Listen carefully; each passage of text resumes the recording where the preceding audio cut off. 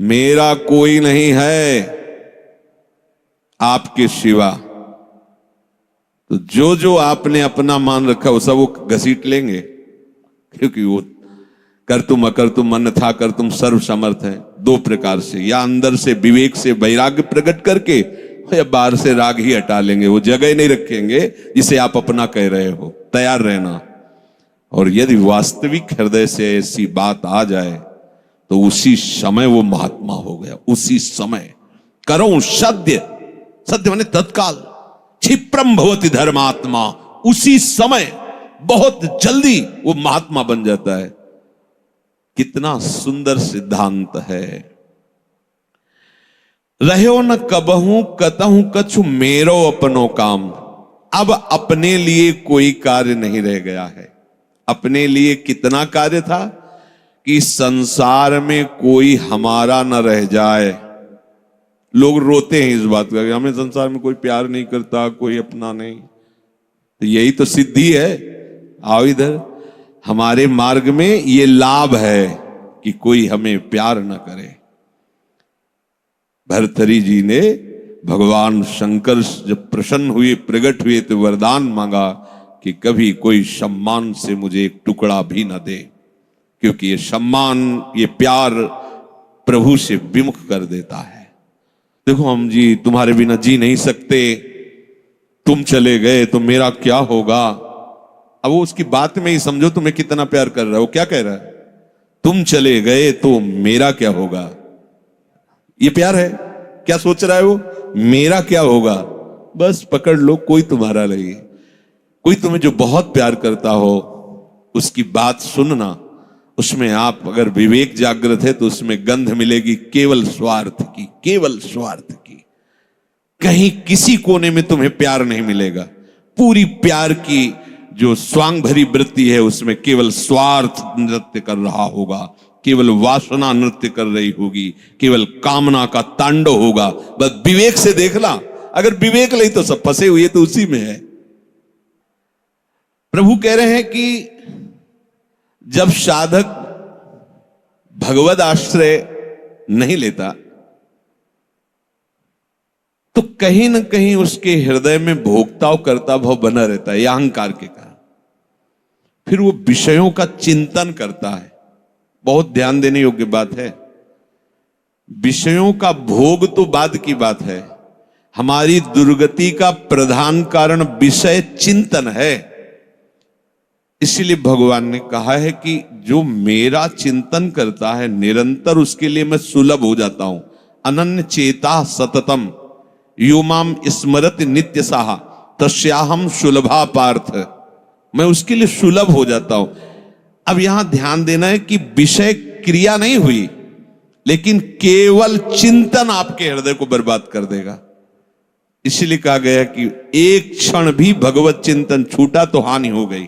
ऐसे संस्कार गलत अंदर डाल देगा, वो जलाते रहेंगे। मन जो है ना, ऐसी स्थिति पैदा कर देगा कि ये ज्ञान विज्ञान आपकी समझ में ही नहीं आएगा। ध्यायतु विषयान पुंसः। प्रभु का आश्रय ना लेने के कारण, प्रभु के परायण ना होने के कारण, निरंतर भगवत चिंतन ना होने के कारण जो अंतर होता है वो विषय चिंतन होता है। ध्यान देना। दीर्घकाल निरंतर सत्कार सेवितो दृढ़ भूमि। जब दीर्घकाल तक निरंतर भगवत चिंतन का अभ्यास किया जाता है तो दृढ़ भूमि वो इतना पक्का हो जाता है कि फिर आप छोड़ना भी चाहो तो नहीं छोड़ सकते। जैसे विषयी पुरुष भले कहीं भागवतिक स्थान में भी बैठा हो पर वो अपना ही दृश्य देखेगा, अपना ही चिंतन करेगा। ऐसे भागवतिक पुरुष भले ही वो विषय प्रपंच में बैठा हो लेकिन वो अपना ही दृश्य देखेगा, अपना ही चिंतन करेगा। तो जो भगवत परायण नहीं होते, प्रभु का निरंतर चिंतन नहीं करते, उनका विषय चिंतन ही होता है। वो विषय चिंतन ही करता है ऐसा नहीं कह रहे। स्वाभाविक होता है विषय चिंतन उससे, क्योंकि भगवत परायण नहीं है, निरंतर भगवत भजन का अभ्यास नहीं किया तो होगा क्या? विषयों को भोगता रहा है। उसी कर्तृत्व भोक्तत्व भाव का चिंतन होता रहता है। ये बहुत खतरनाक स्थिति, प्रायः इसी स्थिति में पूरा संसार है। बैठे बैठे बस वही चल रहा है, ये किया वो करूंगा, ऐसा बना लिया वैसा बना लूंगा, अब इतना ऐसा हो जाए फिर वैसा हो, और ये सब का सोचते सोचते काल आ गया, मृत्यु, शरीर छूटा। अब जो सोच रहा था, जो सोचा उसके परिणाम से दूसरी योनि मिली, बस यही चक्र चल रहा है। जब ये प्रभु का चिंतन करता है तो संसार का चिंतन जो स्वाभाविक होता रहता था अब हो तो रहा है। देखो ना, जैसे हम नाम जप करते हैं, भगवत चिंतन की चेष्टा करते हैं तो बड़ी जोर से गंदगी आती है। ये सबका अनुभव है जो भजन करते हैं, बड़ी जोर से, जैसे कि दरिया में उफान आ गया हो, एक से एक गंदी से गंदी, मतलब जो आपको भी लगेगा कि यार ऐसी बात कैसे हो सकती है, बिल्कुल घृणित। वो आराध्य देव पर घृणित भाव, वो अपने गुरुदेव पर घृणित भाव, वो कुछ भी डरना नहीं, समझना। ये आपके हृदय, तो आपको लगेगा कि कितना नीच हूं, कितना गंदा हूं, क्या क्या सोच रहा हूं, कैसे, मतलब कुछ नहीं, समझना। बिल्कुल तटस्थ भूमिका होनी चाहिए। मैं थोड़ी सोच रहा हूं ये सब गंदी नाली के कीड़े की तरह मन इंद्रिया भोगों में रहे, अभी गंदगी फेंक रहे, बिल्कुल तटस्थ। अरे मैं प्रियाजू के लिए क्या सोच रहा हूं, मैं लालजू के लिए क्या सोच रहा हूं, और मैं गुरुदेव के लिए क्या, बिल्कुल नहीं। ये बेईमान लोग हैं, ये हमको भयभीत करेंगे, हमारी निष्ठा बिगाड़ेंगे, हमारा भाव बिगाड़ेंगे, बिल्कुल नहीं मानना। ये हम बहुत खूब अनुभूत सोची समझी बात कह रहे, खूब साधकों से मिली हुई बात। ये अपने आराध्य देव पर ही गलत भाव कर लेगा, ये अपने गुरुदेव पर भी गलत भाव कर लेगा। आपको डरना नहीं है, ये किसी भी तरह से आपको हटाना चाहता है। जहां आप भगवत चिंतन में लगे, अब भगवत चिंतन आपके हृदय में आए हुए या बसे हुए या पुराने संस्कार सब मिटाएगा। बिल्कुल आपको चिंता नहीं करनी, बस चलने दो। नाम कीर्तन, नाम जप, मंत्र जप, वाणी चिंतन, चलने दो। सेवा, ये जितनी गंदगी, बस चुप रहो, देखते रहो, उबने की जरूरत नहीं, खिन्न नहीं होना, ना हर्षित होना है। दोनों बात समझ, खिन्न हो गए तो वो टिक जाएगा, ऐसा क्यों नहीं है। उसमें गंदगी जब धुलाई हो रही तो निकलेगी सब बाहर, शांत एकदम। बहुत गंभीर होना चाहिए उपासक, इस स्थिति वाले को एकदम घबराना नहीं चाहिए। वो फिर अच्छी बातें भी डालता है जो संसार में सुखद मानी जाती है, उसमें आपको हर्षित नहीं होना, तटस्थ। यहां तक कि वो भागवतिक बातें भी डालेगा तो आपको भी गंभीर रहना है, क्योंकि वो थोड़ी देर जब समझ गया कि ये भागवतिक बात को सुनता है, तो जहां भागवतिक बात दी आप सुनने लगे तो अपनी पेशगी कर देगा, आप समझ ही नहीं पाओगे, दस्तखत करवा लेगा। बहुत चतुर है, इसीलिए सबसे बड़ा चतुर सृष्टि में कौन है? रामाई भजते चतुर नर, उसे सुजान कहा गया है, क्योंकि इन सब चतुरों को भी काबू में करने की सामर्थ्य भगवान नाम जापक में है। एक एक हरकत वो मन की देखता रहता है, एक एक हरकत, छोटी सी छोटी उसकी चेष्टा। अच्छा समझ में आ रहा है, ठीक? कुछ नहीं, कोई नहीं बिगाड़ सकता, बस आप झुकना नहीं इस पे। बाहर की बात नहीं कह रहे, यहां की बात। आप उदास मत होना, आप निराश मत होना, और आप इनके आगे झुकना नहीं, इन दुष्टों के समुदाय के आगे। एक से एक पेशगी देंगे, आपको निराश करने की चेष्टा करेंगे, आपको ऐसा कर देंगे कि लगेगा भी इस भोग के बिना तो हम जी नहीं सकते, अब ये भोग भोग ले, फिर भगवान मिले या ना मिले। झुकना मत इनके आगे। ये दुष्ट प्रवृत्तियां आपको रौंदने की चेष्टा कर, और आप तभी नहीं झुकेंगे जब मत परायणा भगवदास। अगर भगवदास तरेली तो बातें बोलते रहो, कुछ नहीं होने वाला, वो अपने आप वहीं आपको आकर्षित कर लेंगे। तो जो भगवद आश्रय छोड़ चुका है और संसार का आश्रय लिए है, तो चाहे जितनी चतुराई करे, संसार का ही चिंतन होगा। और संसार का चिंतन है विषयों का चिंतन, और विषयों का चिंतन है दुर्गति। स्पष्ट समझ लीजिए, क्योंकि विषय चिंतन में राग, प्रियता आसक्ति पैदा होती है। जैसे विषय चिंतन होता है तो उस विषय चिंतन के प्रति राग होता है, प्रियता होती है। अगर ये वस्तु मिल जाती आज खाने को, ये भोगने को, ये देखने को, ये सुनने को, मजा आ जाता, आनंद आ जाता। ऐसा राग, प्रियता और आसक्ति और विषय सेवन की ललक अब रहा नहीं जा रहा। ये कब शुरू हुआ? विषय चिंतन से। ध्यान रखना, ध्यायतो विषयान पुंसः संगस्तेषुपजायते। विषयों का ध्यान करने से, चिंतन करने से विषय संग अर्थात आसक्ति उसके हृदय में प्रकट होती है। अब तो रहा नहीं जा रहा, अब वो भटक रहा है, क्या करूं, कैसे करूं, कहां वो पाऊं, ललक रहा है अंदर। बड़ी दुर्गति की ये स्थिति होती है। प्रायः हर साधक इस आग से जल करके आगे निकलता है। आग बुझाने की चेष्टा मत करना। इसमें अगर आपने थोड़ी भी बैलेंस बनाने की कोशिश की तो मार्ग छूट जाएगा। इस आग से ही निकलना है, पक्का तय करो। आग को बुझा करके निकलना है, कभी नहीं, निकल ही नहीं सकते। और जब आप इस आग में कूदोगे तो ये आग जलाएगी नहीं, चंदन हो जाएगी। बाहर से तुम्हें लपटें दिखाई देंगी और जब अंदर प्रवेश करोगे कि हे प्रभु आपके लिए मैं जलूंगा, तो कहीं भी धुआं भी प्रवेश नहीं हुआ विभीषण के घर में। पूरी लंका राख हो गई, एक विभीषण कर गृह नाय। पूरा संसार जल रहा है, कामाग्नि, क्रोधाग्नि, लोभ, लेकिन भक्तों के हृदय में उसका धुआं भी प्रवेश नहीं करता, क्योंकि वहां भगवान का आश्रय है। विषयों का सेवन शरीर से भी ज्यादा घातक है मानसिक सेवन। समझना, साधक क्या समझता है कि मैंने कोई क्रिया तो की नहीं, अच्छा बहुत चतुर है, मानसिक पाप लगता नहीं, कलि कर एक पुनीत प्रतापा, मानस पुण्य होए और नहीं पापा, तो बैठे बैठे बस। गलत बात समझिए। शारीरिक सेवन से ज्यादा गंदगी पैदा होती मानसिक चिंतन से।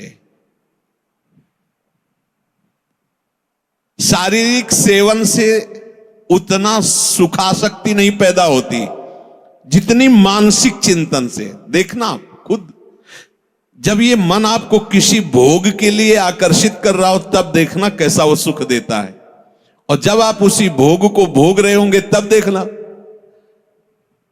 फिर लगता है कि वो तो जो चिंतन में था वो तो समझो शारीरिक क्रिया से ज्यादा घातक मलिनता पैदा करता है मानसिक भोगों का संयोग।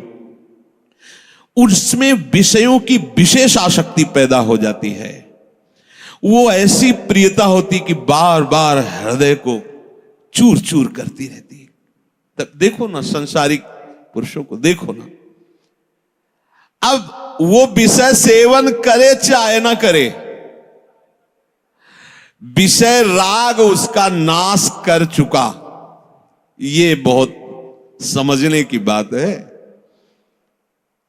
कि हम किसी से मिलते नहीं, हम किसी से, लेकिन एकांत बैठकर अगर आप मन के साथ विषयों में विचरण कर रहे हैं तो आप में और एक घोर संसारी में कोई अंतर नहीं है। संसारी को तो एक दैन्यता भी रहती कि मैं बड़ा नीच हूं, कामी हूं, और अपने अंदर एक अहंकार रहता कि मैं बैरागी हूं, मैं महात्मा हूं। समझते रहे ना, शरीर से क्रिया नहीं हुई पर मानसिक आप उसका संयोग सुख चिंतन के द्वारा, तो आप बहुत मलिन हो रहे हैं, आप अपना बहुत बुरी तरह से पतन कर रहे हैं। ये भगवत वाणी है। तो होता है ना स्वाभाविक, उसमें हम क्या कर सकते हैं? उसमें नाम जप कर सकते हैं आप, वही तो डिलीट करेगा, चतुराई नहीं। कई बार सत्संग में कहा, कुछ भी चल रहा है अंदर, मन फेंक रहा है, राधा राधा राधा राधा, ये जो आपका राधा राधा चल रहा है ना, एक भी चाल उसकी नहीं चलने देगा। वो चाहे जो विषय सेवन की बात, विषय सुख की, बार बार राधा, तो वो जलाएगा तुमको। बंद करो ये राधा नाम, पहले हम जो पेश कर रहे हैं उसमें तन्मय हो, बस आप छोड़ना नहीं तो हान हरिवंश के नाम अंतर परे, कहे हनुमंत विपत्ति प्रभु सोई, जब तो सुमिरन, यही विपत्ति फंसा देगा। अरे बहुत विचित्र है ये, बहुत विचित्र है। लड़खड़ाकर कदम वहीं खड़े हो जाएंगे जहां चिंतन चल रहा है। बहुत घृणित मन की ये चिंतन वाली वृत्ति आपको क्रिया में उतार देगी, आप रुक नहीं पाएंगे। संगात संजायते कामः, जब आप विषयों का ध्यान दीजिए। ध्यायतो विषयान पुंसः, ये होगा, सबके होता है। जब लोग बात अरे हम तो समझते नहीं थे, ये काम ही है, आश्चर्य की बात है, कोई आश्चर्य की बात नहीं। हां, ये आश्चर्य की बात की ब्रह्मचारी है, ये आश्चर्य की बात है। ऐसे सृष्टि में और ये ब्रह्मचर्य, अब प्रणाम की बात है, ये आश्चर्य। कामी वो कोई आश्चर्य की बात नहीं, कोई भी हो, यहां से लेकर ऊपर तक, ब्रह्मलोक तक, कोई भी हो, कहीं भी, इसी का तो शासन है, इसी का तो राज्य है, और सब इसी संकल्प काम से ही पैदा हुए। कोई अगर ये कहे कि सब व्यर्थ की बात है, अगर कोई बचा है तो लाडली लाल के चरणों की ठसक में जो बैठा हुआ उनके चिंतन में है। अब कहीं गुंजाइश ही नहीं कोई। और अगर वो भी थोड़ी देर के लिए भी विषय चिंतन करेगा तो थोड़ी देर के लिए रौंदा जाएगा, ध्यान रखना। इसीलिए है दीर्घकाल निरंतर सत्कार सेवितो, दीर्घ काल तक आदर पूर्वक निरंतर भजन परायण रहो।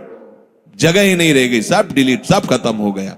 आप देखना, नाच पड़ोगे, जैसे जैसे आपकी निष्कामता बढ़ती जाएगी वैसे वैसे मतवालापन, ऐसा जैसे कोई मदिरा पिए हो और झूमता हुआ चल रहा है, उसको कुछ नजर नहीं आ रहा। ऐसे ही नाम की मादकता जब चढ़ती है, मस्त हो जाओगे। ये बड़े बड़े महात्माओं ने पिया है, इस नाम का रसाशोपान किया है, रूप रसाशोपान किया है। जैसी तरिवंश निकट दासी जन लोचन चसक रसासो गटकत। जब आपका विषय चिंतन चल रहा है, यदि नाम नहीं चल रहा तो खतरे में अपने को डाल रहे हो, और नाम चल रहा है तो तुम्हें परेशान होने की जरूरत नहीं हो, कुछ नहीं कर पाएगा, कुछ नहीं। ये बहुत बड़ा पहरेदार है, आपको गिरने नहीं देगा, उनकी एक भी संस्कार वृत्ति आपके हृदय में बनने नहीं देगा। अपने पास बहुत बड़ा पावर है नाम। इसीलिए तो जो इस रहस्य को समझ जाते हो बलिहारी होते हैं संतों की, गुरुदेव की, कि आपकी कृपा से वो चीज मिली। पायो जी पायो मैंने राम रतन धन पायो। ये नाम ऐसा महामहिम, भगवान को अधीन कर ले, मन की क्या बात है, मन अधीन हो, ये क्या बात है। भगवान को अधे सुमिर पवन सुत पावन नामू, अपने बस करी राखे रामू। जब भगवान को अधीन कर लेता है तो ये तो मन की तो बात जाने दो, इंद्रियों की बात जान। पर आप क्या करते हैं, जब विषय चिंतन कर रहे होते हैं तब आप नाम को छोड़ देते हैं। बस ये गलत बात हो गई, अब आप नहीं समझ सकते। और नाम चल रहा है तो याद रखो, बिल्कुल कुछ नहीं बिगाड़ सकता है, कुछ भी चिंतन करता रहे, तुम परेशान मत होना। ये अपने आप आपके सामने शरणागत हो जाएगा, मन शरणागत हो जाएगा, अपने आप हो जाएगा। आप जैसा चाहोगे वैसे ही चलेगा, बस नाम न छोड़ना। नाम छोड़ दिया फिर ये बातों से बस में होने वाला नहीं है। बहुत ही ये दुर्जय शत्रु है मन, दुर्जय शत्रु है।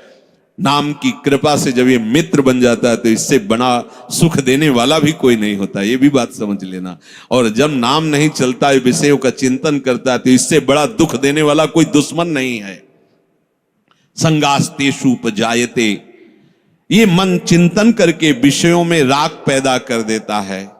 कैसे वो भोग मिले, अब तो जीवन बेकार लगता है बिना उसके भोगे। अब तो, और सही बात, न उसे रात में नींद आती है, न दिन में उसे किसी से मिलना अच्छा लगता है। जैसी प्रेमी की स्थिति होती ना, ऐसे कामी की भी हो जाती है।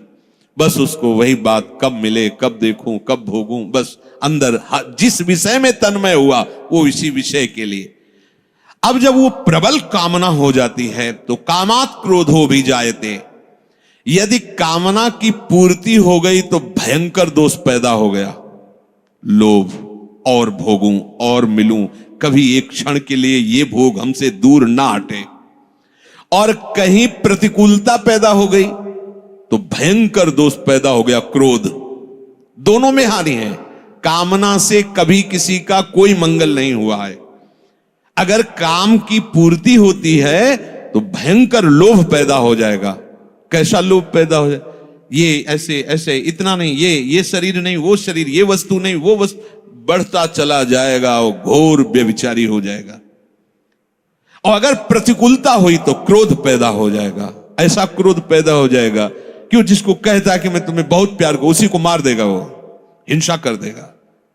ये बिल्कुल समझने की बात है। अगर उसकी कामना भरपूर हो चुकी है, संकल्प बन चुका है और उसकी पूर्ति में बाधा होगी तो भयंकर क्रोध, और क्रोध जहां प्रकट हुआ, कामः क्रोधोद भी जायते क्रोधात् भवति सम्मोह। अब जहां क्रोध प्रकट हुआ, अब उसमें मूढ़ता छा गई। ये करना चाहिए, ये नहीं करना चाहिए, खत्म हो चुका। अब उसमें और पशु में कोई अंतर नहीं है, उसमें और राक्षस में कोई अंतर नहीं। कोई आशा न करे कि जो क्रोध से सम्मूढ़ता को प्राप्त हो चुका है उससे कोई विनय काम करेगी। अब वो राक्षस हो चुका है, उसके सारी प्रवृत्तियों में क्रोध के द्वारा प्रकट की हुई मूढ़ता छा चुकी। अब कुछ भी विवेक काम नहीं कर रहा। प्रभु कह रहे हैं क्रोधात् भवति सम्मोहा। ऐसी मूढ़ता छा जाती है जो विचार की गुंजाइश नहीं रह जाती। वो रो रहा है सामने, या कोई, अब देखो रसेंद्री की ऐसी प्रबलता हुई, पशु पक्षियों को मार के खा रहा है जीव। कैसी कैसी, देखो मतलब हमें कोई जरा सा कष्ट दे तो हमें पीड़ा होती है। आप देखो एक छोटी चींटी जा रही हो, आप एक तिनके से ऐसे छूने की चेष्टा, वो भागने की चेष्टा करेगी, अर्थात वो बचना चाहती है। ऐसे हर जीव है। कैसी मूढ़ता छा गई, जीवों की हत्या करके उनके शरीर को खाते हैं। मनुष्य है, बढ़िया कपड़ा पहन करके, बढ़िया सुंदर है, भोग सामग्रियां हैं, खाइए पिए, खूब भजन कीजिए, नाम कीर्तन कीजिए, भगवद आश्रित, किसी को कष्ट देने के लिए, अपनी रसेंद्री के लिए। ऐसे ही प्रत्येक इंद्री के लिए जो कामना युक्त हो जाता है वो आसुरी भाव है, राक्षस है। वो देखने में केवल लगता है मनुष्य नहीं, उसकी प्रवृत्ति अंदर से राक्षस है।